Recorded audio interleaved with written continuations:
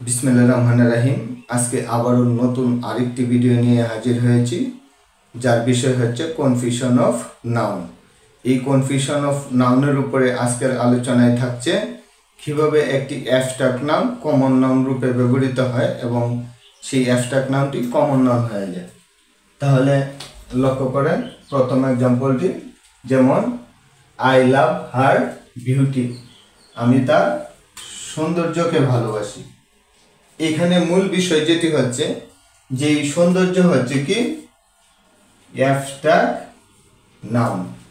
এই abstract noun হচ্ছে কি একটা গুণের নাম, আর এই গুণের নামটি যদি ওই ব্যক্তিকে বোঝায় তাহলে সেটি হয়ে যাবে কি কমন নাউন।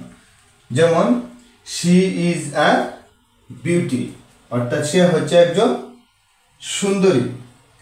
আচ্ছা, এই যে বিউটি হচ্ছে কে শি, অর্থাৎ তার গুণের নাম বুঝিয়েছে এখানে, সুতরাং সেটি হচ্ছে কি কমন নাউন। তাহলে আমরা আরেকটি এক্সাম্পল দেওয়া যাক, যেমন উই ফেসড, আমরা সম্মুখীন হয়েছিলাম কিসের, ডেঞ্জার। তাহলে ডেঞ্জার হচ্ছে কি অ্যাবস্ট্রাক্ট নাউন। আর ওই ডেঞ্জার যে অ্যাবস্ট্রাক্ট নাউন, ওইটা যদি ওই ব্যক্তির গুণের নাম বোঝায় সেটা হবে কি কমন নাউন। যেমন he is a danger in this locality, সে হচ্ছে একজন বিপজ্জনক ব্যক্তি ওই স্থানীয়তে। এই যে ডেঞ্জার এখানে এই ব্যক্তির গুণ বুঝিয়েছে হি, সুতরাং সেটা হচ্ছে কি কমন নাউন। এই ডেঞ্জার হচ্ছে কি এখানে কমন নাউন। আর এই কমন নাউন আমরা আরেকটি বিষয় আমরা এখানে জানবো, এটা খুবই ইম্পর্টেন্ট। এই যে চেনার উপায় হচ্ছে এখানে পূর্বে অবশ্যই একটা আর্টিকেল থাকবে, আর এই যে এখানে ডেঞ্জারের পূর্বে আর্টিকেল আছে এবং বিউটির পূর্বে আর্টিকেল আছে।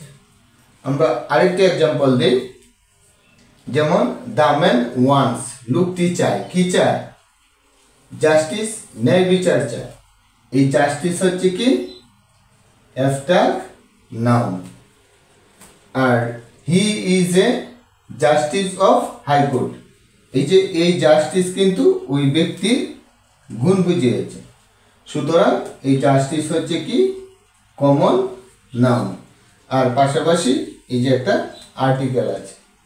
তাহলে আমরা এইভাবেই চিনে নিব যে কমন নাউনের পূর্বে একটি আর্টিকেল থাকবে, আর অ্যাবস্ট্রাক্ট নাউনের পরিবর্তে যখন ওই ব্যক্তির গুণ বোঝাবে সেটা হচ্ছে কি কমন নাউন।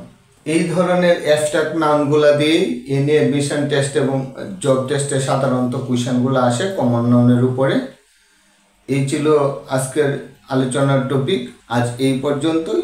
সবাইকে শুভকামনা, পরবর্তী ক্লাসে আবার দেখা হবে।